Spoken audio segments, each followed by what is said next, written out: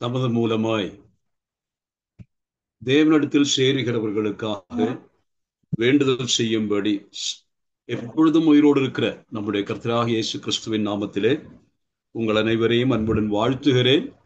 கூடி வந்திருக்கக்கூடிய எல்லா பரிசுத்தவான்களையும் இந்த நாளில் கர்த்தர் தம்முடைய வசனத்தாலும் தம்முடைய கிருபையினாலும் சந்திப்பாராக. தேவனுடைய வார்த்தையை கேட்பது ஒரு பொழுதுபோக்காக அல்ல என்பதை நாம் அறிந்திருக்கிறோம்.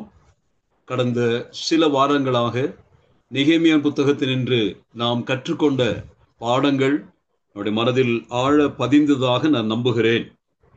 குறிப்பாக கர்த்தருடைய வசனத்திற்கு முன் நடுங்குகிறவர்கள் அவர்கள் எவ்வாறு ஆசீர்வதிக்கப்பட்டார்கள் என்பதை குறித்து சிந்தித்துக் கொண்டு வந்தோம்.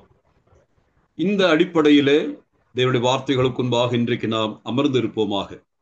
கேட்கிற வார்த்தைகள் நம்முடைய வாழ்க்கையினுடைய ஆழங்களை சந்திக்கட்டும், நம்முடைய அடித்தளத்தை அது அசைக்கட்டும், நம்மை முற்றிலுமாய் திருத்தட்டும், நம்மோடு அது பேசட்டும்.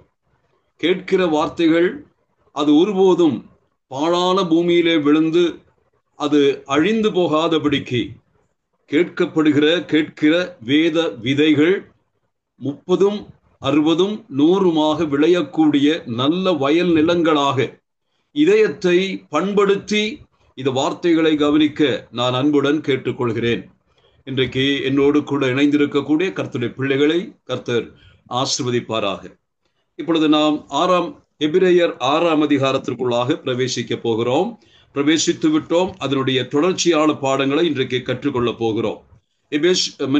எபிரேயர் 6ஆம் அதிகாரம் நாம் துவங்கிற பொழுது அதனுடைய முதல் 3 வசனங்களிலே எழுத்தாளன் ஒரு அழைப்பை கொடுப்பதை நாம் பார்த்தோம். அந்த அழைப்பு என்ன? Let us press on to the perfection. நாம் முதிர்ச்சி அடையும்படியாக, முழுமையடையும்படியாக முன்னேற கடவோம் என்று ஒரு அழைப்பை கொடுத்ததாக பார்த்தோம். காரணம், அதற்கு முந்தின அதிகாரத்தின் இறுதியிலே மந்த சிந்தையுள்ளவர்களாக மக்கள் மாறிவிட்டார்கள். கேட்டு கேட்டு புளித்து போனவர்களாக, கேட்டதை மனதில் ஏற்றுக்கொள்ள முடியாமல் ஒரு தூக்க மயக்க நிலையிலே மக்கள் வந்திருக்கிறதை குறித்து எழுத்தாளன் அவர் நினைவு கூறுகிறார். அவர் எழுதி கொண்டு வரும் பொழுதே தனக்கு முன் இருக்கக்கூடிய வாசகர்களை தன் முன் நிறுத்தி பார்க்கும் பொழுது அதில் ஒரு சிலர் அவர்கள் தன்னுடைய வயதின்படியாகவும் கர்த்தருக்குள் வந்த நாள் கணக்கிடும் பொழுது அதிக நாட்கள் சென்றவர்களாகவும் இருக்கிறார்கள். அவர்கள் எப்படி இருக்கிறார்கள்? இன்றைக்கு கர்த்தருடைய வசனத்தை பிறருக்கு போதிக்க வேண்டிய உபதேசிகளாக இருக்க வேண்டியவர்கள் இன்னும் சிறு குழந்தைகளைப் போல கொடுங்க அல்லது நாங்கள் கேட்கிறோம் சொல்லிக் கொடுங்கள் என்று சொல்லுகிற நிலைமையிலே சிறுமை தன்மையோடு இன்னும் வளர்ச்சியற்றவர்களாக இருப்பதை அவர் உணர்ந்தார். ஆகவேதான் அவர் அவர்களை பார்த்து, நீங்கள் இப்படி இருந்தால் நீங்கள் நிச்சயமாக ஒரு அழிவை நோக்கி பயணிக்கிறீர்கள், நீங்கள் நின்று விட்டால், முன்னேறாவிட்டால் நீங்கள் பின்தங்குகிறீர்கள், பின்வாங்கி போகிறீர்கள் என்று பொருள் சொல்லுகிறார். ஆகவே ஒவ்வொரு எட்டும் ஏற்ற வேளையில வைக்காவிடில் நீங்கள் இருக்கும் இடத்திலே நின்று கொண்டிருந்தால் நீங்கள் பின்வாங்கி போகிறீர்கள் என்று ஞாபகப்படுத்துகிறார். இது அபாயகரமானது, ஆபத்தானது என்பதை அவர்களுக்கு ஞாபகப்படுத்தினார். கர்த்தருடைய பிள்ளைகளே, நாமும் ரட்சிக்கப்பட்டு வேத புத்தகத்தை கையில ஏந்த துவங்கி எத்தனை ஆண்டுகள் ஆயிற்று. ஆனால் இந்த வேத புத்தகத்தோடு சரியான ஒரு கனெக்டிவிட்டி நம்முடைய வாழ்க்கையில் வந்திருக்கிறதா என்பதை சிந்தித்தால், யோசித்தால் இன்னும் இல்லை என்ற ஒரு பதில் தான் சொல்ல முடியும். நம்முடைய சொந்த மனசாட்சியை கேட்டால், நம்மோடு நாமே பேசினால் நமக்கு தெரியும். புத்தகத்தை வீட்டிலே வைத்திருக்கிறோம், அல்மார்களில் வைத்திருக்கிறோம், ஏன் கைகளிலே கூட ஏந்துகிறோம். இதெல்லாம் இருந்த போதிலும் கூட அதன் ஆழங்களுக்கு சென்று அதில் உள்ள ஆழிய நின்று முத்துக்களை எடுக்கக்கூடிய மக்களாக இன்னும் நாம் மாறவில்லை என்று யோசிக்கிறோம். காரணம், இன்னும் கேட்கிற வார்த்தைகள் நம்முடைய வாழ்வுக்கு அது உள்ளாக சென்று கிரியை செய்ய நாம் அனுமதி கொடுக்கவில்லையோ என்று யோசிக்கிறேன். கர்த்தருடைய வசனம் விதைக்கப்பட்ட நிலத்தினின்று விளைச்சல் உருவாகாவிடில், நான் சொல்லுகிறேன், உங்களுடைய அந்த விதைக்கப்பட்ட வயல் அது தரிசாய் இருக்கிறதோ, அது கற்களும் முற்களும் நிறைந்ததாய் இருக்கிறதோ என்று சிந்தியுங்கள். ஆகவே இதயத்தை முதலாவது சுத்திகரித்து தேவனுடைய வார்த்தையை ஏற்றுக்கொள்ளக்கூடிய நிலைமையில உங்களுடைய மனதை, உங்களுடைய இதயத்தை நீங்கள் செவ்வைப்படுத்துங்கள், சுத்தம் செய்யுங்கள். தேவ வார்த்தை விதைக்கப்படும் பொழுது ஏற்றுக்கொள்ளக்கூடிய நிலைமையிலே, அவைகளினால் பலன் கிடைக்கக்கூடிய நிலைமையிலே இதயத்தை திறந்து வைத்து கர்த்தருடைய வசனத்தை கேளுங்கள், அல்லது நீங்களே வாசித்து தியானியுங்கள். கர்த்தர்களோடு கூட பேசுவாராக. ஆகவே முதல் 3 வசனங்களிலே முன்னேறுவோம் வா என்று கூப்பிடுகிறார். அது 3ஆம் வசனத்திலே அந்த காரியத்திலே நான் உங்களுக்கு உதவியாயிருப்பேன் என்று சொல்லுகிறார். கர்த்தர் சித்தமானால் நாம் அப்படியே செய்யலாம். நானும் உங்களோடு கூட உழைத்து உங்களை முன்னேற்ற பாதைக்கு கொண்டு வர முயற்சிக்கிறேன் என்று சொல்லுகிறார். ஆனால் அடுத்த வசனங்களிலே 4 முதல் 8 வரை உள்ள அடுத்த வசனங்களை வாசித்து தியானித்தோம். அங்கே அவர் சொல்லுகிற வார்த்தை என்ன என்று கேட்டால், நான் அதை இங்கிலீஷிலே predicament of unrepented state or warning against apostasy என்று எழுதியிருக்கிறேன். என்று சொன்னால், இப்பொழுது அவர்கள் இருக்கக்கூடிய, அதாவது எல்லாரும் அல்ல, அந்த கூட்டத்தின் நடுவிலே ஒரு சிலரை குறித்து ஒரு ஐயப்பாட்டை இந்த எழுத்தாளன் எழுப்புகிறார். அவர் இந்த வாசகர்களை கவனிக்கும் பொழுது அதில் ஒரு சிலரை நினைத்த பொழுது அவருக்கு ஒரு ஐயப்பாடு, ஒரு இன்ஹிபிஷன், ஒரு விதமான ஒரு சந்தேகம் அவருக்கு ஏற்பட்டது. அந்த சந்தேகம் என்ன என்று பார்த்தால், இப்படிப்பட்டவர்கள் பின்தங்கிக் கொண்டிருக்கிறார்கள், மட்டுமல்ல விழுந்து போவதற்கு ஏதுவான நிலைமையிலே அவர்கள் அதனுடைய வர்ஜுக்கு, வீழ்ச்சியினுடைய எட்ஜுக்கு வந்தது போல உணர்ந்து நிற்கிறார். இதற்கு என்ன காரணமாயிருக்கிறார்? அவர் யோசிக்கிறார்.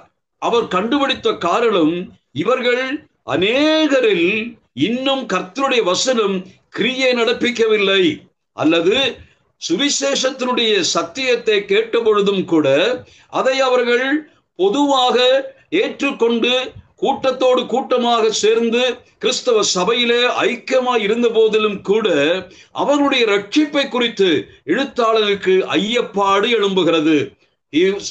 He started doubting their repentance and salvation. ஆகவேதான் அந்த மனம் திரும்புதலை குறித்து எழுத்தாளன் கண்டிப்பாக எழுதுகிறதை நீங்கள் பார்த்தோம். காரணம், இவர்கள் யார் என்று கேட்டால், இவர்கள் எல்லாவற்றையும் மனம் திரும்புவதற்கு ஏதுவாக, ரட்சிப்புக்கு ஏதுவாக எல்லாவற்றையும் பெற்றுக்கொண்ட போதிலும் கூட அவர்கள் மனம் திரும்பி பாவ மன்னிப்பை அவர்கள் பெற்றுக்கொள்ளவில்லை என்று அவர்களுக்கு ஞாபகப்படுத்துகிறார். அதனுடைய அபாயம், அதனுடைய விளைவுகள் அவர் தெளிவாக சொல்லுகிறதை நீங்கள் அந்த பகுதியிலே வாசிக்கிறோம். அதாவது 4 முதல் 8 வரை உள்ள வசனங்களிலே அதை நீங்கள் வாசிக்க முடியும். அந்த வசனத்திலே நான் உங்களுக்கு ஞாபகப்படுத்தினது, மனம் திரும்புதல் என்றால் என்ன, மனம் திரும்புதல் என்றால் என்ன அல்ல என்பதை ஞாபகப்படுத்தி இருந்தேன். மனம் திரும்புதல் என்றால் என்ன என்று சொன்னால் நமக்கு நன்றாக தெரியும். போகிற பாதையிலே நேராய் போவதை நிறுத்திவிட்டு அதை பக்கவாட்டு திருப்புவதல்ல, இடது பக்கமாகவோ வலது பக்கமோ திரும்புவதல்ல, மாறாக முற்றிலுமாய் திரும்புவது, மேக்கிங் எ யூ டர்ன் என்று நாம் அடிக்கடி சொல்கிறோம். ஆகவே ரிப்பெண்டன்ஸ் என்ற அந்த வார்த்தையை கேட்கும் பொழுது மனம் வருந்துதல் அல்ல. It's not a simply remorse. அது ஏதாகிலும் ஒரு விதமான பெனிட்டன்ஸ் அல்ல. It should be a turning point in your life. திரும்பி வர வேண்டும் என்று சொல்லுகிறார். ரிப்பெண்ட் என்று சொன்னால் நீ திரும்பி வா என்று அழைக்கிற அழைப்பு. ஆகவே மனம் திரும்புதல் இல்லாமல் ஒரு போதும் ஒரு மனுஷனும் பாவ மன்னிப்பை பெற முடியாது. அப்படியானால் ரட்சிக்கப்பட முடியாது. நான் இன்றைக்கு என்னை பார்த்து, நம்மை பார்த்து கேட்கிறேன். நேற்று தினத்தில் ஒருவர் என்னோடு கூட பேசிக் கொண்டிருந்த பொழுது அவர் சொன்னார், இன்றைக்கு அநேக பரிசுத்தவான்கள், விசுவாசிகள், பிரதரன் சபையில் இருக்கக்கூடியவருடைய வாழ்க்கையை பார்த்தால் இவர்கள் எல்லாரும் ரட்சிக்கப்பட்டவர்கள் தானா என்பது ஒரு சந்தேகமாய் இருக்கிறது என்று சொன்னார். நான் அதை ஒத்துக்கொண்டேன். சரிதான். அநேகருடைய வாழ்க்கையை பார்த்தால் இன்னும் மனம் திரும்புவதில்லாமல், பாவ மன்னிப்பு பெறாமல் இருக்கக்கூடிய கூட்டமாய் இருக்கிறது.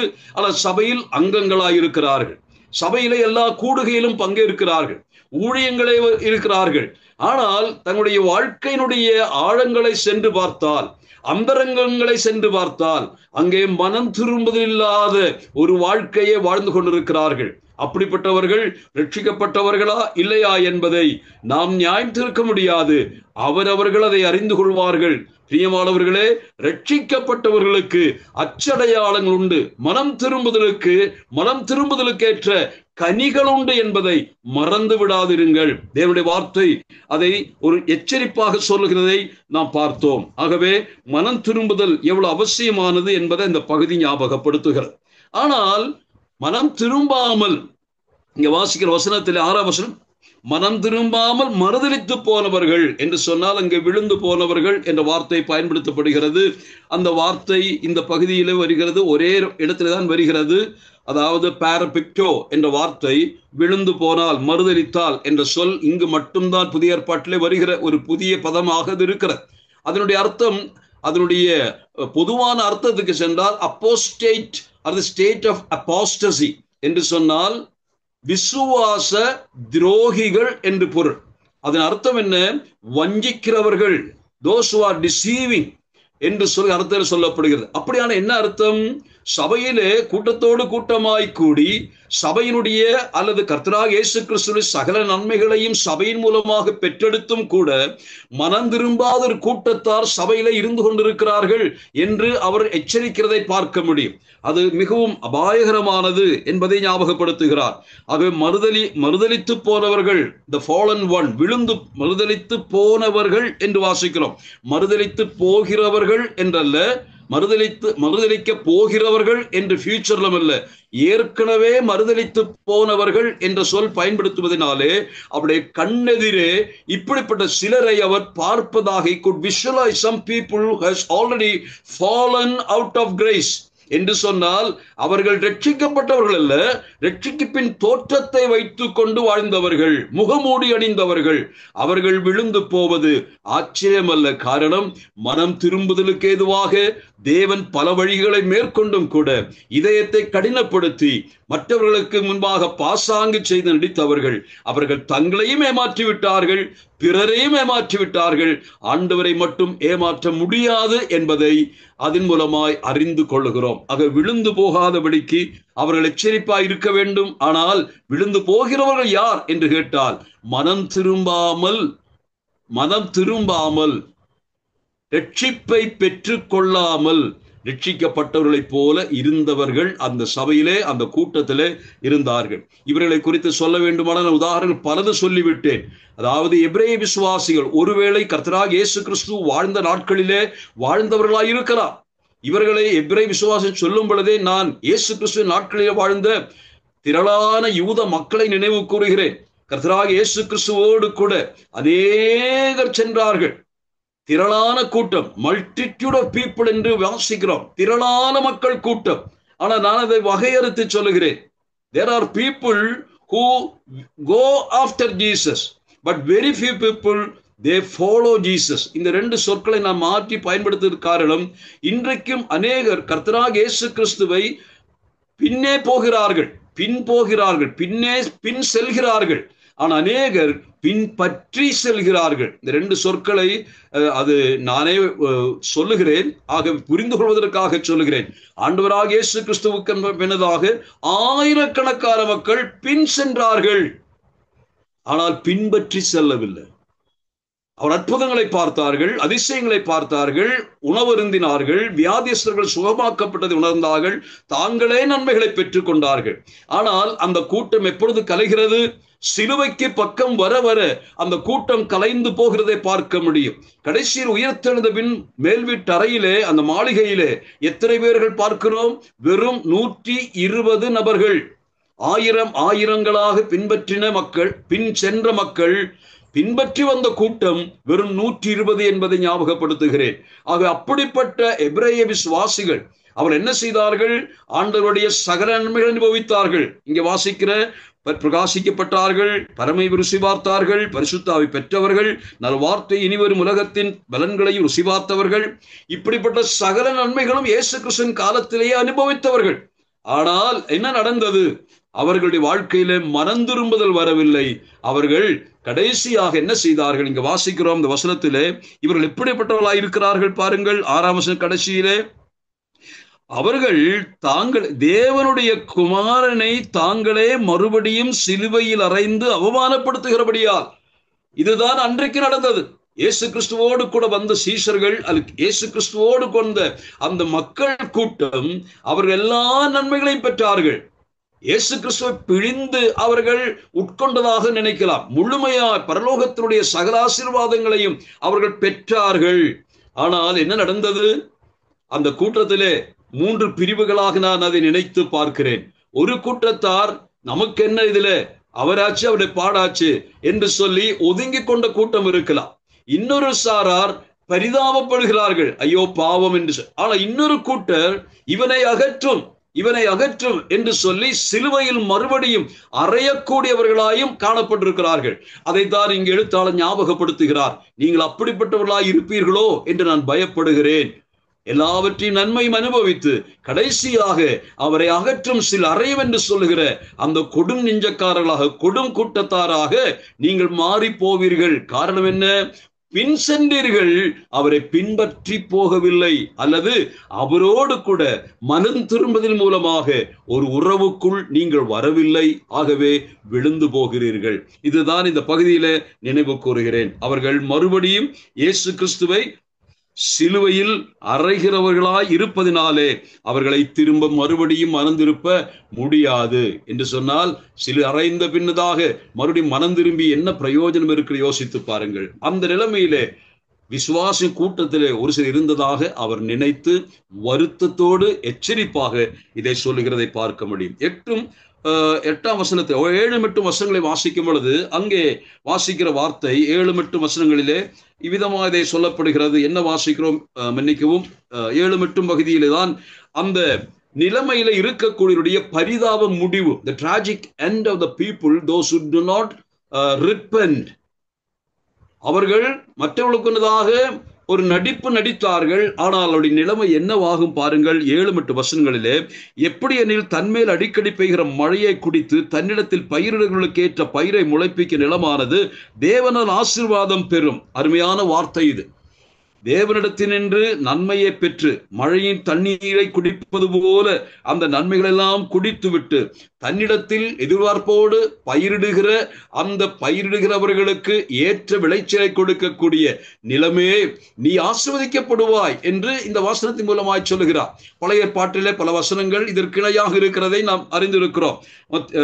உபாகம் 32:2 வாசிக்க வேண்டாம். உபாகம் 32:2 வாசிக்கும் பொழுது ஆசீர்வதிக்கப்படுகிற பூமியை குறித்து வாசிக்கிறோம். தேவனுடைய மழையையும் ஆரியையும் பெற்றுக்கொண்டு தேவன் விரும்புகிற விளைச்சலை கொடுக்கக்கூடிய அருமையான நிலங்களை குறித்து வேதம் சொல்லுகிறது.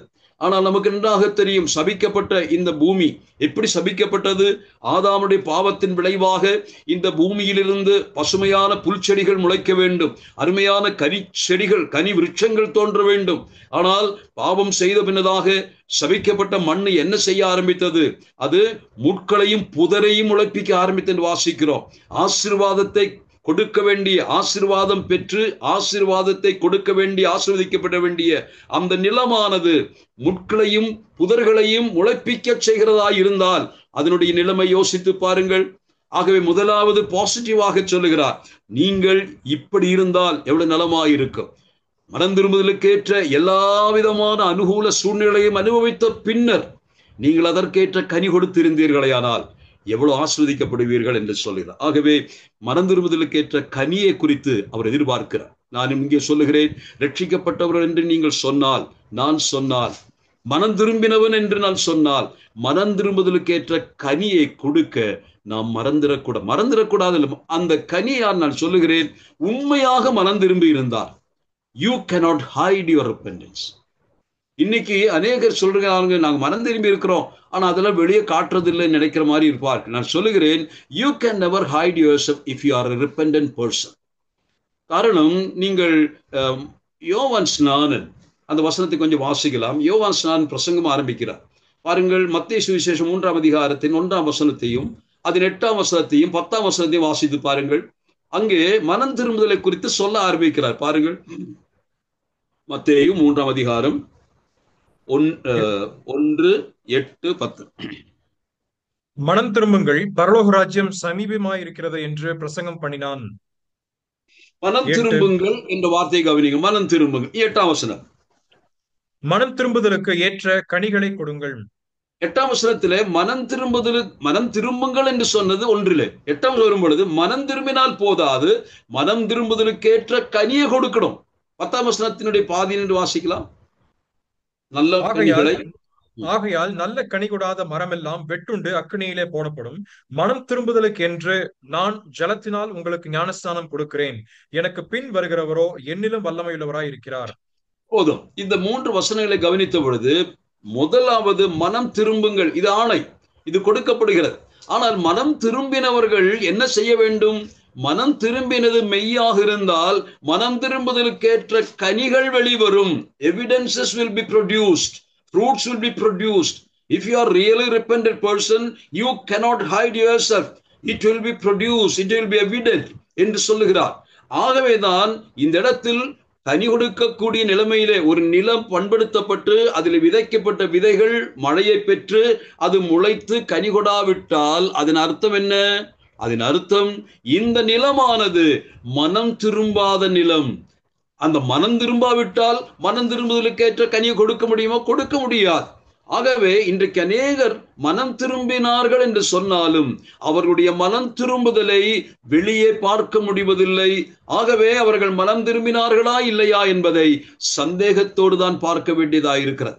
ஆகவே where is your fruit of repentance? இன்றைக்கு நானும் நீங்களும் இதை கொஞ்சம் செக் பண்ணணும். நான் மனம் திரும்பினேன் என்று சொல்லுகிறேனே, மனம் திரும்புதலுக்கேற்ற கனி என் வாழ்க்கையில் இருக்கிறதா? அல்லது அதற்கு பதிலாக இன்னும் கசப்பான முட்புதரும் செடிகளும் என்னுடைய உள்ளத்திலிருந்து வெளியே வந்து கொண்டிருக்கிறதா? அநேர் உள்ளத்தை ஆய்வு செய்து பார்த்தால், அந்த நிலங்களை ஆய்வு செய்தால் எப்படி இருக்கிறது என்று அவரவர்களுக்கு தான் தெரியும். அந்த நிலத்தில் ஆசீர்வதிக்கப்பட்ட கனி உற்பத்தி ஆகிறதா? விளைச்சல் தேவனுக்கு கிடைக்கிறதா? அங்கு தெய்வீகமான நற்கனிகள் இருக்கிறதா? அநேருடைய உள்ளங்களிலே அது இல்லை. மாறாக கசப்பினுடைய வேர் முளைத்து முட்புதரும் முட்செடிகளும் நிறைந்த ஒரு காஞ்சொறி நிறைந்த ஒரு தோட்டத்தை போல காணப்படுகிறது. ஆனால் நான் சொல்லுகிறேன், இந்த நிலைமையில் ஒருவன் இருந்தால் அதன் பொருள் என்னவென்றால் நிச்சயமாக மனம் திரும்பவில்லை, ரட்சிக்கப்படவில்லை என்பதாகும். ஆகவே மனம் திரும்ப கனி விடாதவர்கள் அங்க வாசிக்கிறோம், முடிவு என்ன தெரியுமா? சுட்டெரிக்கப்படும். இந்த இடத்தில் சுட்டெரிக்கப்படுவது யார் என்று கேட்ட, நிலம் சுட்டெரிக்கப்படும். அதாவது அந்த நிலத்தை உபயோகிக்க முடியாதபடிக்கு ஆய்விட்டதினாலே இப்பொழுது இருக்கக்கூடிய முட்புதர்களும் முட்செடிகளும் முற்றிலுமாய் நீக்கப்பட வேண்டும். ஒருவேளை அந்த நிலம் மறுபடியும் பண்படுத்தப்பட்டு அதை புதுப்பிக்கலாம். ஆனால் இப்பொழுதைக்கு அந்த நிலம் என்ன செய்யப்படுகிறது? இந்த முட்புதரும் முற்று நிறைந்ததினாலே அவைகளை சுட்டெரித்து அந்த தோட்டக்காரன் அதை சுத்திகரிப்பார் என்று பொருளாகிறது. ஆகவே எச்சரிப்பின் வார்த்தைகளை இங்கே நாம் சிந்தித்தோம். தொடர்ந்து இப்பொழுது நாம் 6ஆம் அதிகாரத்துடைய 4 முதல் 8 வரைக்கும் பார்த்தோம். 9, 10 வசனங்களிலே நீங்கள் வாசித்தால் அங்கே பிரியமானவர்களே, நாங்கள் இப்படி சொன்னாலும் நன்மையானவைகளும் இரட்சிப்புக்குரியவளுமான காரியங்கள் உங்களிடத்தில் உண்டாயிருக்கிறது என்று நம்பியிருக்கிறோம். ஏனென்றால் உங்கள் கிரியையையும் நீங்கள் பரிசுத்தவான்களுக்கு ஊழியம் செய்ததினாலும் செய்து வருகிறதுனாலும் தமது நாமத்திற்காக காண்பித்த அன்புள்ள பிரயாசத்தை மறந்து விடுகிறதற்கு தேவன் அநீதி உள்ளவர் அல்லவே என்று சொல்லுகிற 2 வசனங்களை அவர் சொல்ல, பிரியமானவர்களே என்று ஒரு அழைப்பை கொடுக்கிறார். ஏற்கனவே அதுக்கு சுட்டெரிக்கப்படுவதே அதன் முடிவு என்று சொல்லிவிட்டார். ஒரு சிலர் நினைக்கும் பொழுது, பார்த்த பொழுது, அவருடைய முடிவை நினைக்கும் பொழுது அவர் அஞ்சுகிறார், பரிதாபப்படுகிறார். ஐயோ, அவருடைய முடிவு சுட்டெரிக்கப்படுகிற முடிவு. அவர்கள் யார்? இன்னும் மனம் திரும்பாமல், தெய்வீகமான மன்னிப்பை பெறாமல், இரட்சகரோடு தொடர்பு கொள்ளாமல் உறவற்றவர்களாய் இருந்தவர்கள். அவருடைய நிலைமையை குறித்து. ஆனால் அதன் நடுவிலே வேறு சிலரையும் பார்க்கிறார். அந்த கூட்டத்திலே பிரியமானவர்களே என்று அழைக்கக்கூடிய நிலைமையிலே ஒரு சாரார், அந்த கூட்டத்திலே எல்லாரையும் சொல்லவில்லை, ஒரு சிலரை பார்க்கும் பொழுது அச்சம் ஏற்படுகிறது. ஆனால் இன்னொரு சாராரை அவர் கண்ணுற்று பார்த்த பொழுது மகிழ்ச்சி ஏற்படுகிறதை பார்க்க முடியும். பிரியமானவர்களே என்று சொல்லி ஒரு நம்பிக்கையின் வார்த்தையோடு மறுபடியும் துவங்குகிறதை பார்க்க முடியும். இந்த இடத்திற்கு நான் என்ன பெயர் கொடுத்திருக்கிறேன் என்று சொன்னால், properties of genuine salvation are fruits of repentance. இங்குதான் உண்மையாக மனம் திரும்பி ரட்சிக்கப்பட்டோரினுடைய அடையாளங்கள் தென்படுகிறது என்பதை நாம் அறிந்து கொள்ள வேண்டும். அந்த 9, 10 வசனங்களிலே பிரியமானவர்களே, நாங்கள் இப்படி சொன்னாலும் என்று சொன்ன அர்த்தம் என்ன? அநேகருடைய வாழ்க்கையிலே ரட்சிப்புக்கேற்ற மனம் திரும்புதல் இல்லை என்று நான் அறிந்திருக்கிறேன். அவர்கள் கடைசியாக இழந்து சுட்டரிக்கப்படுகிற அப்போஸ்டேட் ஸ்டேட்டுக்கு போயிடுவார்கள், அல்லது விசுவாச துரோகிகளாக, விசுவாச நம்பிக்கை துரோகம் செய்கிறவர்களாய், ஏமாற்றுகிறவர்களாய் அவர்கள் போய்விடுவார்கள். அவர்களை குறித்து கவலைப்பட வேண்டாம், தேவனே அதை பார்த்து கொள்வார். ஆனால் உங்களை பொறுத்த மட்டில் உங்களை பொறுத்த மட்டில் எனக்கு அதிகமான நம்பிக்கை உண்டு. காரணம், உங்களிடத்திலே ரட்சிப்புக்கு, அந்த வார்த்தையை கவனித்து பாருங்கள், உங்களிடத்தில் என்ன நான் பார்க்கிறேன், ரட்சிப்பு நன்மையானவைகளும் ரட்சிப்புக்குரியவர்களுமான காரியம். இதனுடைய பொருள் நான் ஏற்கனவே சொல்லி இருந்தேன். 2 கொரிந்தியர் 7ஆம் அதிகாரம் 10ஆம் வசனத்திலே நாம் மனம் திரும்புதலை குறித்து அப்போஸ்தலன் பவுல் சொல்கிறார் அல்லவா, அந்த மனம் திரும்புதலிலே 2 விதமான துக்கங்களை குறித்து சொன்னார். ஒன்னு worldly sorrow, the other one is godly sorrow என்று 2 சொற்களை பயன்படுத்துகிறார். அதிலே லௌகீக துக்கம் மரணத்தை உண்டாக்கும் என்று சொல்லுகிறார். ஆனால் தெய்வீக துக்கமோ அதே என்று அந்த வசனத்தை மட்டும் கொஞ்சம் இந்த ஒரு வார்த்தையை மட்டும் படிக்கலாம். 2 கொரிந்தியர் 7:10 அந்த மனம் திரும்புதல் எப்படிப்பட்டதா இருக்கிறது பாருங்கள். அவர்களுக்குள் ஏற்பட்ட மனம் திரும்புதல் எப்படிப்பட்டது? தேவனுக்கேற்ற துக்கம் பின்பு மனஸ்தாபப்படுகிறதற்கு இடமில்லாமல் ரட்சிப்புக்கு ஏதுவான மனம் திரும்புதலை உண்டாக்குகிறது. லௌகீக துக்கமோ ஏதுவான மனம் திரும்புதல். கவனியுங்கள், மனம் திரும்புதல் என்றல்ல, ரட்சிப்புக்கு ஏதுவான, ரட்சிப்பை உண்டாக்கக்கூடிய மனம் திரும்புதல். அப்போ ரட்சிப்பை கொண்டு வராத மனம் திரும்புதல் இருக்கிறது, அது போலி. ஆனால் ஒருவன் உண்மையாக மனம் திரும்பினால் அது ரட்சிப்புக்கு ஏதுவாக அவனை வழி நடத்தும்.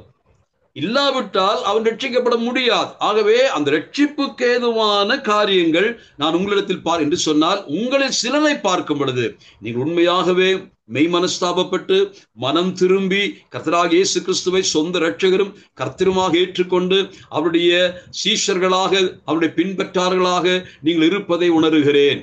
ஏனால் நான் உங்கள் வாழ்க்கையை கவனித்துக் கொண்டிருந்தேன். அநேகருடைய வாழ்க்கையை பார்த்த பொழுது அச்சம் ஏற்பட்டது. ஆனால் உங்களை நான் பார்த்தேன். உங்க வாழ்க்கையிலே மனம் திரும்புதலுக்கேற்ற அந்த கனிகளை பார்க்கிறேன். ரட்சிப்புக்கேற்ற மனம் திரும்பல் அடைந்ததனாலே கனிகளை பார்க்கிறேன். என்ன கனிகளை கண்டார்? அந்த மனதில் கனிகள் என்ன? 10ஆம் வசனத்திலே, ஏனென்றால் உங்கள் கிரியையை சொல்கிறார். உங்கள் கிரியைகளை பார்த்தேன். மனம் திரும்புதலுக்கேற்ற கிரியைகள் அவள் வாழ்க்கையில பார்த்ததினாலே ஒரு நம்பிக்கையான வார்த்தை சொல்கிறார். நான் மற்றவர்களை குறித்து, அது எல்லாரையும் குறித்து பொதுவாக சொன்னது சரிதான். ஆனால் உங்களை பொறுத்த மட்டில் நான் உங்களுடைய மனம் திரும்புதலை உணர்ந்தேன். அது கிரியைகளால் வெளிப்பட்டது, உங்களுடைய கனிகளால் வெளிப்பட்டது. நீங்கள் என்ன செய்கிறீர்கள்? 1, நீங்கள் கிரியையினால் அதை வெளிப்படுத்தினீர்கள். 2, பரிசுத்தவான்களுக்கு பணிவிடை செய்ததினாலும் செய்து வருவதனாலும். நேற்றைக்கு அவர்கள் கர்த்தருடைய ஊழியத்தை செய்தார்கள், கர்த்தருக்கு பக்தியுள்ள அறிந்தார்கள், பரிசுத்தவான்களுக்காக உழைத்தார்கள், இதெல்லாம் செய்தார்கள். ஆனால் இன்று நின்று விடவில்லை. இவர்களை பொறுத்த மட்டில் மனம் திரும்புதலுடைய கனியை தொடர்ந்து கொடுத்து கொண்டிருக்கிறார்கள். They were continuing producing, bearing the fruits of repentance. காரணம், அது உண்மையான மனம் திரும்புதலாய் இருந்ததினாலே, ரட்சிப்புக்கேற்ற மனம் திரும்புதல் இருந்ததினாலே அவர்கள் தொடர்ந்து கிரியை செய்து கொண்டிருக்கிறார்கள். அப்ப நான் சொல்ல வந்தது, ரட்சிக்கப்பட்டவர்கள் என்று சொல்லுகிறவர்கள் மனம் திரும்பினது உண்மையானால் அவர்கள் தொடர்ந்து விசுவாசத்திலே நிலைத்திருப்பார்கள்.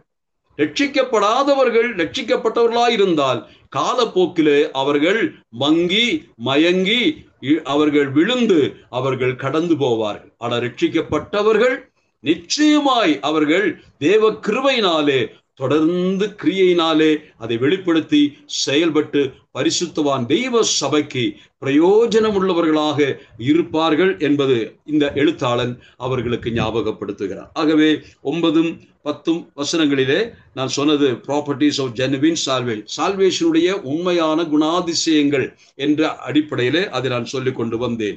அடுத்ததாக 11, 12 வசனங்களுக்கு வருவோம். நீங்கள் அசதியாயிராமல் வாக்குத்தத்தமான ஆசீர்வாதங்களை விசுவாசத்தினாலும் நீடிய பொறுமையினாலும் சுதந்திரித்துக் கொள்ளுகிறவர்களை பின்பற்றுகிறவர்களாயிருந்து என்று சொல்கிறார். இங்கே தொடர்ந்து சொல்லக்கூடிய நீங்கள் 11ஆம் வசனம், நீங்கள் அசதியாயிராமல் என பொதுவாக சொல்லுகிறார். இப்பொழுது யாரிடத்தில் சொன்னால் பிரியமானவர்களே என்று அழைத்து ஒரு கூட்டரை பார்த்து சொன்னார்கள் அல்லவா, அவர்களை பார்த்தே தொடர்ந்து சொல்லுகிறார். இப்படி நீங்கள் கர்த்தருடைய ஊழியங்களிலே முன்னேறி வருகிறீர்கள், தொடர்ந்து விசுவாச வாழ்க்கை நிலைத்திருக்கிறீர்கள், முன்னேறி போகிறீர்கள், செய்து கொண்டே இருக்கிறீர்கள். ஆகவே நீங்கள் என்ன செய்யக்கூடாது? நீங்கள் அசதியாயிருக்க கூடாது. இப்பொழுது எல்லாம் நன்றாயிருக்கிறது, ஊழியங்கள் சரியாயிருக்கிறது, கர்த்தருக்கு எனக்கு நல்ல தொடர்பு இருக்கிறது, நான் ஆண்டவருக்குள் மகிழ்ச்சியாக இருக்கிறேன், கர்த்தருக்காக செய்ய வேண்டிய ஊழியங்களையும் பரிசுத்தமாக செய்ய வேண்டிய கடமைகளை செய்கிறேன், நிறைவான வாழ்க்கை உண்டு என்ற ஒரு மெத்தனம் உங்களுக்குள் வந்துடக்கூடாது. காரணம், மெத்தனம் எப்பொழுதும் ஆபத்தானது. எல்லாவற்றையும் செய்து முடித்தேன் என்று சொல்லி எல்லா நிறைவும் உடையவனாய் இருக்கிறேன் என்று ஒருவன் நினைக்க ஆரம்பிக்கும் பொழுதே வீழ்ச்சியினுடைய ஆரம்பம் என்று நாம் அறிந்திருக்கிறோம். இது கவனத்தில் கொள்ளுங்கள். எல்லாம் சரியாயிருக்கிறது, நானும் கர்த்தரும் நன்றாயிருக்கிறோம், எனக்குள் கர்த்தர் இருக்கிறார், நான் கர்த்தருக்குள் இருக்கிறேன், எங்களுடைய ஐக்கியம் நன்றாயிருக்கிறது என்றெல்லாம் நினைக்கிற நிலைமைக்கு நாம் போகும் பொழுது மிகுந்த எச்சரிப்பாய் இருக்க வேண்டும். ஒருவன் நிற்கிறேன் என்று எப்பொழுதெல்லாம் நினைக்கிறானோ அப்பொழுதெல்லாம் அவன் வீழ்ச்சிக்கு எச்சரிப்பாய் இருக்க வேண்டும். ஆகவே கவனமாய் என்னுடைய வாழ்க்கை நடத்த இங்கு எழுத்தாளன் நமக்கு ஞாபகப்படுத்துகிறார். என்ன செய்ய வேண்டும்? 11:12 நான் விதமாய் எழுதி வைத்திருக்கிறேன். Press on to the full assurance of hope. உங்களுக்கு தேவன் கொடுத்திருக்கக்கூடிய நம்பிக்கையின் முழு நிச்சயத்திற்கு நேராக பயணியுங்கள். முதலாவது நம்ம பார்த்தோம், press on to the maturity, spiritual maturity. நீங்கள் புறப்பட்டு பயணித்து முன்னேறி போங்கள். ஆனால் இப்பொழுது என்ன சொல்லுகிறார்? வெறுமனே எங்கே போகிறது தெரியாமல் இல்லை, உங்களுக்கு கொடுக்கப்பெற்ற வாக்குத்தத்தத்தின் முழுமையான நிச்சயத்தை பெற்றவர்களாக அதை அடைவதற்காக நீங்கள் முன்னேறுங்கள். இடையில நின்று விடக்கூடாது. இடையில நீங்கள் இப்பொழுது ரட்சிக்கப்பட்டவர்கள் தான், அதை நான் உறுதி செய்கிறேன். உங்களுடைய ரட்சிப்பை நான் உண்மையாகவே உறுதியாக அதை சொல்லுகிறேன். நிச்சயமாக ரட்சிக்கப்பட்டவர்கள். ஆனாலும் ரட்சிக்கப்பட்டவர்களாக இருந்தாலும் கூட நீங்கள் மங்கி தயங்கி தங்கிவிடக்கூடாது. நீங்கள் இன்னும் முன்னேறணும் என்று சொல்கிறார். அசதியாயிருந்தார்கள். காரணம், இந்த புத்தகத்தினுடைய இந்த அதிகாரத்தினுடைய துவக்கத்தில் 5ஆம் கடைசியிலே அவர்களுக்கு சொல்லும் பொழுது அவர்கள் இப்பொழுது புத்தி தெளிந்தவர்களாய் இல்லை, அவர்கள் புரிந்து கொள்ளக்கூடிய அளவுக்கு மந்த புத்திகளாய் இருக்கிறதை குறித்து, புரிந்து கொள்ள முடியாதபடி மந்த புத்திகளாய் இருக்கிறதை குறித்து அவர் சொன்னார். அப்படிப்பட்ட அசதியின் தன்மைக்கு நீங்கள் விழுந்துவிடக்கூடாது, எச்சரிப்பாயிருங்கள் என்று சொல்லி அவர்களை எச்சரிக்கிறார். நீங்கள் அசதியாயிராமல் வாக்குத்தத்தமான ஆசீர்வாதங்களை விசுவாசத்தினாலும் நீடிய பொறுமையினாலும் சுதந்திரித்துக் கொள்ளுகிறவர்களை பின்பற்றுகிறாயிருந்து. காரணம், இந்த இடத்திலே நீங்கள் யாரை பின்பற்ற பார்க்க வேண்டும் என்று சொல்லுகிறார். இந்த இடத்தில் எழுத்தாளர் ஞாபகப்படுத்துகிற, நீங்கள் உங்களுக்கு முன் வைக்கப்பட்டிருக்கக்கூடிய இலக்கை கொஞ்சம் பாருங்க. தேவன் உங்களுக்கு வாக்குத்தத்தம் செய்திருக்கக்கூடிய ஒரு இலக்கு உண்டு. அதை அடைவதற்காக நீங்கள் பிரயாசப்பட வேண்டும். ஆகவேதான் 11 நீங்கள் அசதியாயிராமல், 12ஆம் வசனத்தினுடைய கடைசிக்கு வரும் பொழுது என்ன வாசிக்கிறோம்? நீங்கள் யாவரும் முடிவு வரைந்தும் அப்படியே ஜாக்கிரதையை காண்பிக்க வேண்டும் என்று ஆசையாயிருக்கிறோம் என்று சொல்கிறார். என்ன அர்த்தத்தில் சொல்கிறார்? நீங்கள் அசதியாயிருக்க கூடாது, ஜாக்கிரதையா இருக்க வேண்டும். Don't be sluggish but be diligent என்று சொல்கிறார். ஈகரா இருங்க, ஈகர்னஸ் ஒரு ஹேஸ்டியா இருங்க, ஸ்விஃப்டா இருங்க. அப்படியே சோம்பலா இருந்துடாதீங்க, ஸ்லகிஷா இருந்துடாதீங்க. மிக கவனமா இருக்கணும். காரணம், கிறிஸ்தவ வாழ்க்கையில் இந்த ஸ்லகிஷ்னஸ் இருக்கு, அந்த காம்ப்ளாசன்சி என்று சொல்வார்கள் அல்லவா, அதாவது எல்லாம் சரியா இருக்குங்க, இப்ப என்னங்க குறை, எல்லாரும் ஞாயிற்றுக்கிழமையான சபைக்கு போறோம், வர்றோம், கூட்டங்களை பங்கேற்கிறோம். இப்படிப்பட்ட ஒரு காம்ப்ளாசன்சி, அதாவது மெத்தனமான ஒரு மனநிலை, ஃபால்ஸ் சாட்டிஸ்பாக்சன், அது நம்முடைய வாழ்க்கையில வந்தால் நாம் அப்படியே பின்தங்க ஆரம்பிப்போம். ஆனா இப்பொழுது என்ன சொல்கிறார்? இன்னும் வேகத்துல முன்னேறுங்க, இன்னும் ஈகரா முன்னேறி போங்க. ஏன்னா நாம் இங்க நிற்க வேண்டியவங்க அல்ல. தேவன் நமக்கு கொடுத்திருக்கக்கூடிய அந்த வாக்குத்தத்தத்தின் முழு நம்பிக்கை எங்கே இருக்கிறது? அந்த இடத்துல போய் சேரணும். அதுதான் நம்முடைய எண்ட், அதுதான் கோல். அதற்கு நேராய் பயணிங்க. ஆகவே ஏதோ கிறிஸ்தவ வாழ்க்கையில ஓடிட்டோம், இனி என்ன ஓடுறதுக்கு இருக்கு என்று யோசிக்காதிருங்கள். நன்றாய் ஓடினீர்கள், இப்பொழுது உங்களை யார் தடை செய்தார் என்று கலாத்திய சபையாருக்கு பவுல் கேட்கிறார். அநேகர் நன்றாய் ஓடுகிறீர்கள், ஆனா இப்பொழுதும் வார்த்தை என்ன? ஓடுகிறீர்கள், ஓடிக்கொண்டே இருங்கள், உண்மை உத்தமமாய் கர்த்தருக்கு பின் சென்று போங்கள். காரணம், நமக்கு ஒரு லக்கு கொடுக்கப்பட்டிருக்கு. அதற்கு என்ன சொல்கிறார்? நமக்கு முன் அநேகர் அந்த இலக்கை அடைவதற்காக, அவர்களுக்கு தேவன் கொடுத்த வாக்குத்தத்தத்தினுடைய நிச்சயத்தை பெற்றவர்களாக, அதை அடைவதற்காக அவர்கள் என்ன செய்தார்கள்? அதற்கு தான் 12 சொல்லுகிறார், நீங்கள் அசதியாயிராமல் வாக்குத்தத்தமான ஆசீர்வாதங்களை விசுவாசத்தினாலும் நீடிய பொறுமையினாலும் சுதந்திரித்து கொண்டவர்கள். இது யார்? பலர். இந்த இடத்துல அவர் சொல்லும் பொழுது ஒரு குறிப்பிட்ட நபரை இங்கு சொல்லவில்லை. என்ன சொல்லுகிறார்? தேவன் நமக்கு கொடுத்த வாக்குத்தத்தங்களை சுதந்திரிக்க வேண்டுமானால் அதற்கு என்ன தேவை? ஒன்று விசுவாசம், இன்னொன்று பொறுமை, faith and patience. இது ரெண்டும் இல்லாவிட்டால் இறுதிக்கு நாம் சென்றடைய முடியாது. வாக்குத்தத்தத்தை கொடுத்தவர் உண்மையுள்ளவர். ஆனால் அதை அடைய வேண்டுமானால் என்ன செய்ய வேண்டும்? ஒன்று விசுவாசம், இன்னொன்று நீடிய பொறுமை. அதன் அர்த்தம் என்ன? இன்றைக்கு கொடுக்கப்பட்ட வாக்குத்தத்தமானது நீங்கள் வாக்குத்தத்தம் கொடுத்தவரை விசுவாசிக்க வேண்டும். இரண்டு, அதை அடைய வேண்டுமானால் உடனே அடைந்து விடுவோம் என்று யாரும் நினைக்க கூடாது. தேவன் கொடுத்த வாக்குத்தத்தத்திற்கு ஒரு காலம் நிர்ணயிக்கப்பட்டிருக்கிறது. அந்த காலத்திற்குள் அது கிடைக்கும். ஆகவே அவசரப்பட்டு ஆத்திரப்பட்டு கிடைக்கவில்லையே என்று சொல்லி ஒருபோதும் விழுந்து விடாதிருங்கள். தொடருங்கள்.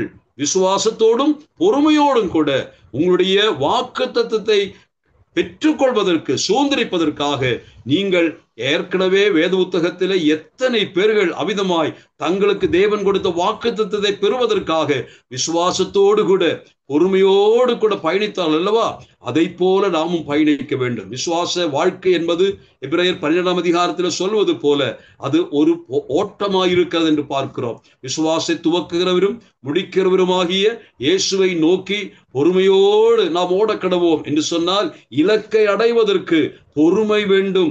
இலக்கை அடைவதற்கு விசுவாச நம்பிக்கை இருக்க வேண்டும். இதை நாம் கைவிட்டால் அங்கே போய் சேர முடியாது என்று சொல்வது போல அதை எச்சரிப்போடு சொல்லுகிறார். அப்போ இங்கே 11ஆம் வசனத்திலே அதை சொல்லி 12ஆம் வசனத்துக்கு வரும் பொழுது, உங்களுக்கு நம்பிக்கையின் பூரண நிச்சயம் உண்டாகும்படி நீங்கள் யாவரும் முடிவுவறிந்தும் அப்படியே ஜாக்கிரதையை காண்பிக்க வேண்டும் என்று ஆசையாயிருக்கிறோம்.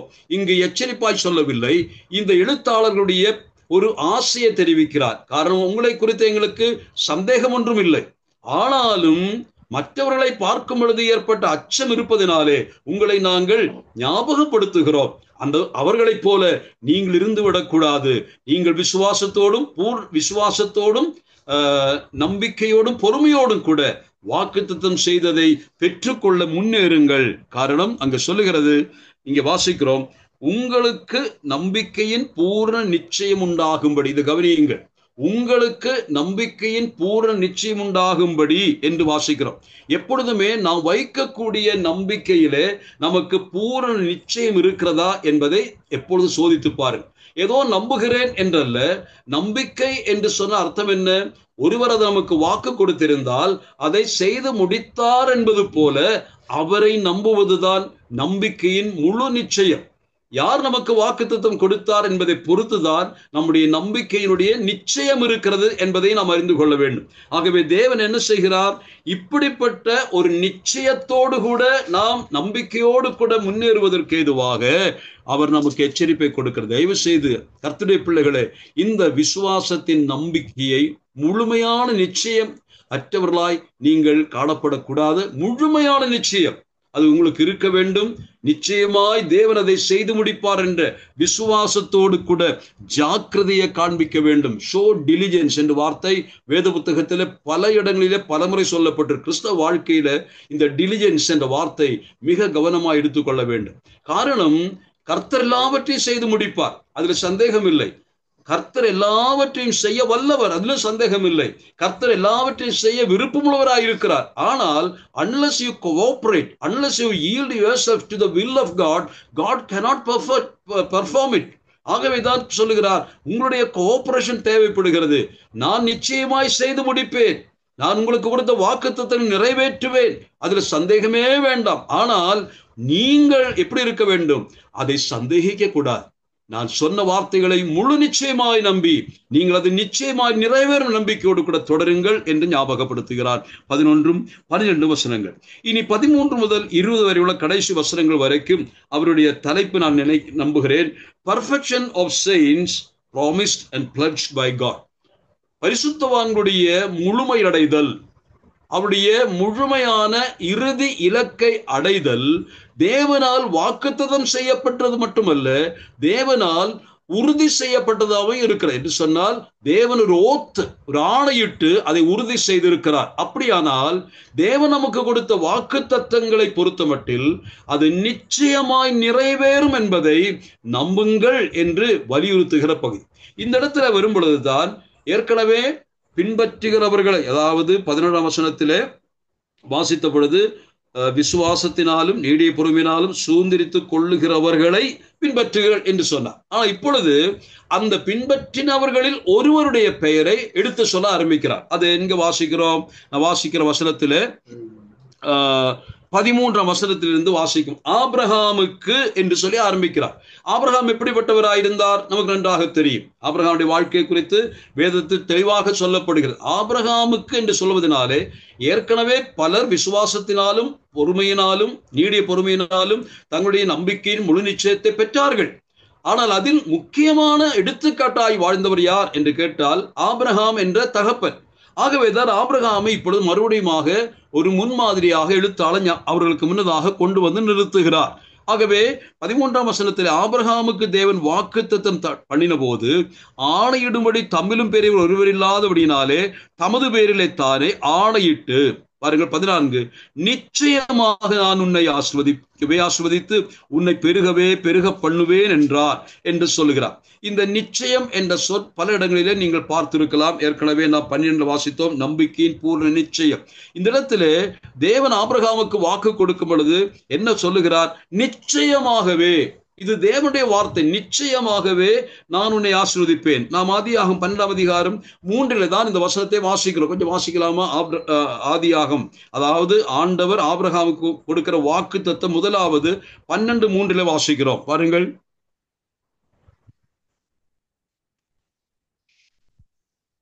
உன்னை ஆசீர்வதிக்கிறவர்களை ஆசீர்வதிப்பேன், உன்னை சபிக்கிறவனை சபிப்பேன், பூமியில் உள்ள வம்சங்கள் எல்லாம் உனக்குள் ஆசீர்வதிக்கப்படும் என்றார். இந்த வசனத்தை தான் எழுத்தாளர் இப்படி கொண்டு வந்து நிறுத்துகிறதை நாம் பார்க்க முடியும். பூமியில் உள்ள சகல வம்சங்களும் உன்னிமித்தமாய் ஆசீர்வதிக்கப்படும். அந்த இடத்துல நிச்சயம் என்ற வார்த்தை பயன்படுத்தப்படவில்லை. ஆனால் எழுத்தாளர் என்ன சொல்கிறார்? கர்த்தருடைய வார்த்தையிலே அந்த வாசகங்கள் வரும் பொழுதே மறைமுகமாக நிச்சயமாய் நான் உன்னை ஆசீர்வதிப்பேன், உன் மூலமாக உன் வம்சத்தை ஆசீர்வதிப்பேன், பூமியை ஆசீர்வதிப்பேன் என்று கர்த்தர் அப்பொழுது நிச்சயத்து சொல்லுகிறார். நிச்சயமா என்ற சொல்லை பயன்படுத்துகிறார். ஆகவே அதை சொல்லிவிட்டுதான் அடுத்த வாசகம், அந்தபடியே அவன் பொறுமையாக காத்திருந்து வாக்குத்தத்தம் பண்ணப்பட்டதை பெற்றான் என்று வாசிக்கிறோம். ஆதியாகம் 13:17 பாருங்கள். இது அங்கே இருக்கிறது. 13:17 ஆதியாகம் 13:17 அந்தபடியே உன் சந்ததியை பூமியின் தூளை போல பெருக பண்ணுவேன், ஒருவன் பூமியின் தூளை எண்ணக்கூடுமானால் உன் சந்ததியும் எண்ணப்படும். அவ்விதமாக நீ எழுந்து தேசத்தின் நீளமும் அகலமும் எம்மட்டோ அம்மட்டும் நடந்து திரி, உனக்கு அதை தருவேன் என்றார். ஆமா, அதை தருவேன் என்று சொன்னால், தருவேன் என்று இங்கே மட்டும்தான் சொல்லுகிறார். தந்தேன் என்றுதான் மற்ற இடங்களுக்கு வரும் பொழுது நான் 16ஆம் அதிகாரத்தின் கடைசியில அதை பார்க்கிறோம். நான் உனக்கு தந்தேன் என்று சொல்லுகிறார். அப்போ தருவேன் என்று சொல்வது தந்தேன் என்று எடுக்க வேண்டுமானால் நிச்சயமாக தருவேன் என்று சொல்ல வார்த்தை பயன்படுத்த வேண்டும். ஆகவேதான் நான் தந்தேன், தேவனிடத்திலே இருந்து வாக்குத்தத்தம் வரும் பொழுது தேவன் கொடுப்பேன் என்று சொல்லும் பொழுதே நான் கொடுத்து விட்டேன் என்று சொல்லுவது போல அதை எடுத்துக்கொள்ள வேண்டும் என்று இப்பொழுது ஞாபகப்படுத்தப்படுகிறது. ஆகவே 15 அந்தபடி அவன் பொறுமையாய் காத்திருந்து வாக்குத்தத்தம் பண்ணப்பட்டதை பெற்றான். ஏற்கனவே வாக்குத்தத்தம் பெற்றவர்கள் எப்படி பெற்றார்கள்? விசுவாசத்தோடும் பொறுமையோடும் கூட அந்த நம்பிக்கையின் முழு நிச்சயத்தை அடைவதற்காக அவர்கள் புறப்பட்டு போனதினாலே அதை பெற்றார்கள். இங்கும் அதே தான் எழுத்தாளன் ஆபிரகாமை குறித்து பொறுமையாய் காத்திருந்து வாக்குத்தம் பண்ணப்பட்டதை அவன் பெற்றார். 16 மனுஷர் தங்களிலும் பெரியவர் பேர் ஆணையிடுவார்கள், உறுதி பண்ணும்படி ஆணையிடுதல் சகல விவாதத்திற்கு முடிவு என்று சொல்கிறார். இங்கே திடீரென்று எழுத்தாளன் இதை கொண்டு வருவதற்கு என்ன காரணம்? தேவன் ஏற்கனவே நிச்சயமாய் உன்னை ஆசீர்வதிப்பேன் என்று வாக்கு கொடுத்து விட்டார். தேவன் ஒரு முறை சொன்னால் 1000 சொன்னதுக்கு 1000 வார்த்தை சொன்னதுக்கு சமம். தேவன் ஒருபோதும் வார்த்தைகளை மாற்றிக்கொள்வதில்லை. என்னாகமும் 23:19 நினைக்கிறேன். 23:19 வருகிற வசனம். அந்த வசனத்தை கொஞ்சம் வாசிப்போம். ஏற்கனவே வாசித்து நாம் அறிந்த வசனம் தான். பொய் சொல்ல தேவன் ஒரு மனிதன் அல்ல, மனம் மாற அவர் ஒரு மனுபுத்திரனும் அல்ல. அவர் சொல்லியும் செய்யாதிருப்பாரா? அவர் வசனித்தும் நிறைவேற்றாதிருப்பாரா? மிக தெளிவாக தேவனை குறித்துள்ள அவருடைய பண்பை குறித்து அந்த மனுஷன் சொல்லுகிறதை நீங்கள் பார்க்கலாம். ஆகவே தேவனை நம்புவதற்கு ஏதுவாக அவருடைய வாக்குத்தத்தங்கள் போதுமானது. தேவன் ஒரு வார்த்தை சொன்னால் நான் உனக்கு தருவேன் என்று சொன்னால், அல்லது 15ஆம் அதிகாரத்தின் கடைசிக்கு வரும்போது தந்தேன் என்று சொன்னால், அதுவும் ஒரே அர்த்தத்திலே சொல்லப்படுகிறது. தேவனிடத்திலே ஒரு வாக்குத்தத்தம் பெற்றுக்கொண்டால் அதன் அர்த்தம், நிச்சயமாய் நான் அந்த வாக்கை பெற்றுக்கொண்டேன், எனக்கு கிடைத்து விட்டது என்ற நம்பிக்கையோடு கூட தான் நான் இருக்க வேண்டும் என்று அங்கே சொல்லப்படுகிறது. ஆனால் 16ஆம் வசனத்தில், மனுஷர் தங்களிலும் பெரியவர் பின் ஆணையிடுவார்கள். கவனியுங்கள், வாக்குத்தத்த வார்த்தைகளை கொடுத்த பின்னதாக தேவன் என்ன செய்கிறார்? அதன் மேல் ஆணையும் இடுகிறார். இது தேவையா? தேவன் ஆணையிட வேண்டுமா? மனுஷர்கள் தான் ஆணையிடுவார்கள். தாயின் மேல் சத்தியம், தலையின் மேல் சத்தியம் என்று சொல்லி அவர்கள் தங்களிலும் மேன்மையானவர்கள் பெரியவர்களை குறித்து பேர் வைத்து அவர்கள் மேல் ஆணையிட்டால் அது தவறாத சொல், தவறாத வார்த்தை என்று பிறர் புரிந்து கொள்ள வேண்டும் என்பதற்காக அப்படி செய்கிறார்கள். ஆனால் வாக்குத்தத்தத்தில் உண்மையுள்ள தேவனே வாக்குத்தத்தத்தை பெற்றுக் கொண்டவர்கள் தங்களுடைய வாக்கை நம்ப வேண்டும் என்பதற்காக, அவர்கள் உறுதியாய் இருக்க வேண்டும் என்பதற்காக வாக்கை கொடுத்து மட்டுமல்லாமல், நான் ஆணையிட்டு சொல்லுகிறேன், நான் ஆணையிடுகிறேன். இது எவ்வளவு பெரிய ஒரு வார்த்தை, யோசித்து பாருங்கள். வாக்குத்தத்தத்தையே போதுமானது, கொடுத்தால் போதும், அதுவே நிறைவேறும் நிச்சயமாக. ஆனால் தேவன் என்ன செய்ய? ஆணையிட்டு சொல்லுகிறார், ஆணையிடுகிறார். அதனுடைய ஆதியாகமம் 15:21 போன்ற வசனங்களிலே அதை பார்க்கும்படி ஆணையிட்டதை குறித்து. ஆனால் எதற்காக ஆணையிடுகிறார்? மனுஷர் தங்களில் பெரியவர்கள் பேர் ஆணையிடுவார்கள், உறுதி பண்ணப்படும்படிக்கு ஆணையிடுதலே சகல விவாதத்திற்கு முடிவு. அதே போல 17, அந்தபடி தேவனும் வாக்குத்தத்தம் பண்ணப்பட்டவர்களை சுதந்திரித்துக் கொள்ளுகிறவர்களை, வாக்குத்தத்தம் பண்ணப்பட்டவைகளை சுதந்திரித்துக் கொள்ளுகிறவர்களுக்கு தமது ஆலோசனையின் மாறாத நிச்சயத்தை பரிபூர்ணமாய் காண்பிக்கும்படி சித்தமுள்ளவராய் ஓர் ஆணையினாலே அதை எனக்கு இது வாசித்து ஆச்சரியப்பட்டேன். இது எதை காட்டுகிறது? வாக்குத்தத்தம் பெற்றவர்கள் பெற்ற காரியங்களை பெற்றுக்கொள்வார்கள் என்று அவர்கள் முழுமையாய் நம்ப வேண்டும் என்பதற்காக, அல்லது ஒருபோதும் தன்னை அவர்கள் சந்தேகித்து விடக்கூடாது என்பதற்காக என்ன செய்கிறார்? ஆணையிட்டு சொல்லுகிறார். அது எதற்காக? இந்த வசனத்தின் அடிப்படையிலே வாக்குத்தத்தம் பண்ணப்பட்டவைகளை சுதந்திரித்துக் கொள்ளுகிறவர்கள், அல்லது ஆபிரகாமை போல் வைத்துக் கொள்ளுங்க. ஆபிரகாமுக்கு தேவன் வாக்குத்தத்தம் கொடுத்தார், அவன் அதை சுதந்திரிக்க போகிறார். ஆனால் சுதந்திரிக்க போகிறவர்களுக்கு தமது ஆலோசனை மாறாத நிச்சயத்தை பரிபூர்ணமாக காண்பிக்கும்படி, இதெல்லாம் யோசித்து பார்த்தேன். தேவன் எவ்வளவாய் நம்மை நேசிக்கிறார். காரணம், வாக்குத்தத்தம் பெற்ற நாம் அதை அப்படியே நம்பி பற்றி கொள்ளலாம். ஆனால் அதிலேயும் நமக்கு ஒரு சந்தேகம் வந்துவிடுமோ என்று கர்த்தர் ஒரு விதமாக நினைத்து ஒருபோதும் தன்னை சந்தேகிக்க கூடாது என்பதற்காக நான் ஆணையிட்டு சொல்லுகிறேன் என்று சொன்னால், ஒருபோதும் ஒரு நாளும் பொய்யை சொல்ல முடியாத தேவன். அவர் வாக்குத்தத்தம் செய்தார் மட்டுமல்ல, வாக்குத்தத்தத்தை உறுதி செய்வதற்காக ஆணையும் இடுவதை நீங்கள் பார்க்க. நான் சொல்லுகிறேன், இப்படிப்பட்ட தெய்வம் நமக்கு இருந்தால் இந்த தெய்வத்தை சந்தேகிக்கலாமா? இந்த தெய்வம் சொன்னதை செய்வாரா? எழுத்தாளன் அதைத்தான் ஞாபகப்படுத்தி அடுத்த பகுதிக்கு வரும்பொழுது நான் அதை சொல்லி 6ஆம் அதிகாரத்தை முடிக்க விரும்புகிறேன். இந்த இடத்துல எழுத்தாளன் என்ன சொல்லுகிறார்? இப்படிப்பட்ட இலக்கை வைத்து இலக்குக்கு நேராக நம்மை கட்டாயம் கொண்டு போய் சேர்ப்பதாக வாக்கு கொடுத்த தெய்வம் நமக்கு இருக்குமையானால் நாம் பெற்ற ரட்சிப்பை நாம் இழந்து விடுவோமா? நம்மை ரட்சிக்கிறேன் என்று சொன்னவர் ரட்சித்தேன் என்றுதான் எடுத்துக்கொள்ள, நான் உன்னை ரட்சிப்பேன் என்று கர்த்தர் சொல்லி இருந்தார். முற்றுமுடிய ரட்சித்தேன் என்று சொல்வதற்கு சமம். பிரியமானவர்களே, இந்த தெய்வத்தை, இந்த கர்த்தராகிய இயேசு கிறிஸ்து மூலமாய் கொடுக்கப்பட்ட வாக்குத்தத்தங்கள் நிச்சயமாய் நிறைவேறும். ஆகவே இவரை முழுமையாய் நம்புவதற்கு இந்த வசனங்கள் நமக்கு ஏது செய்யட்டும்.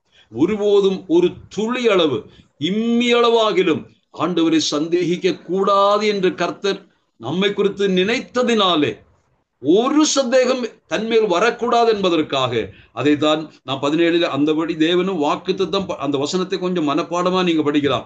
அந்தபடி தேவனும் வாக்குத்தத்தம் பண்ணப்பட்டவைகளை சுதந்திரிக்கிறவர்களுக்கு தமது ஆலோசனையின் மாறாத நிச்சயத்தை பரிபூர்ணமாய் காண்பிக்கும்படி சித்தமுள்ளவராய் ஒரு ஆணையினாலே அதை தம்முடைய சித்தத்தை பாருங்க. ஒரு ஆணையிடுவதற்குள்ள காரணம், வாக்குத்தத்தம் பெற்றவர்கள் ஒருபோதும் சந்தேகத்தோடு இருந்து விடக்கூடாது. தன்னை அவநம்பிக்கையோடு பார்க்க கூடாது.